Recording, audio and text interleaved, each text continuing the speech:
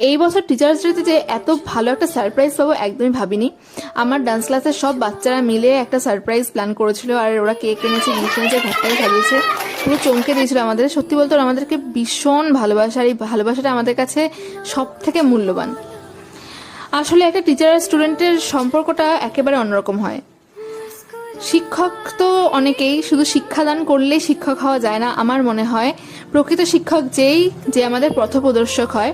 আর ওরা যখন আমাদেরকে এতটা ভালোবাসে তখন আমাদেরও দায়িত্বটা অনেক বেড়ে যায়, যে ওদেরকে ঠিক ভুল শেখানো, ওদেরকে ঠিক রাস্তাটা দেখানো, ভালো মানুষ তৈরি করা।